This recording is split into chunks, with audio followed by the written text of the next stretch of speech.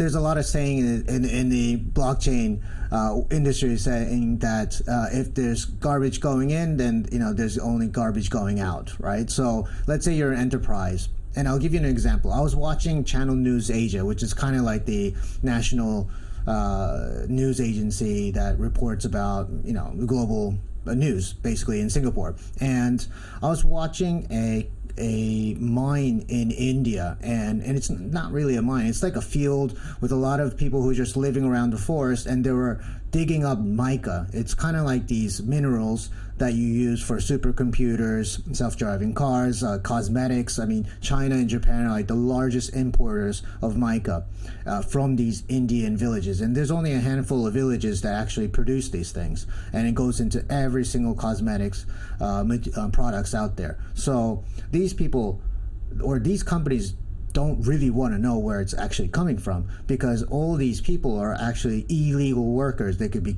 children. These are very desolate places with people who have nothing else but to dig these, and they can't farm. They don't have industries. So this is the only thing that they have. And they can't send their children to school, and the prices of these things keeps going down and down, and they can't even afford their daily necessities. Now, people are using cosmetics products or are looking to drive self-driving cars from these people who are actually creating these things, right?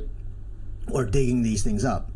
So how do you enforce let's say a middleman in India who's sourcing all these things from illegal sources and then sending it on to the supply chain? But they're not going to be the one saying, "Oh, I've exploited these people, so I'm just going to write this down in the ERPs or whatever it is." I'm sure they don't even have a system to even put those things down. So how do you make sure that the end or the manufacturer of these companies make sure that all this information is actually properly written down on as data?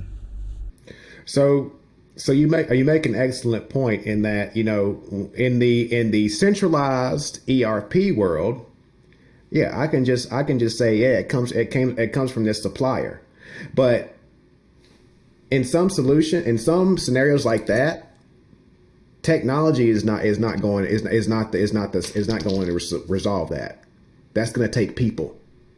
Right. It's going to take organizations to ensure audits, to instill audits, to instill these regulations in place, to put certification processes in place, to ensure that these materials are coming from ethical sources. Now, if they don't, there is a big reputational risk for these organizations. But if you have a small $10 million organization that's working with these villages, they're using unethical practices. And now you have someone from that village who has access to Twitter, to Facebook, to YouTube, and starts publishing this. That's a big problem for a small $10 million organization.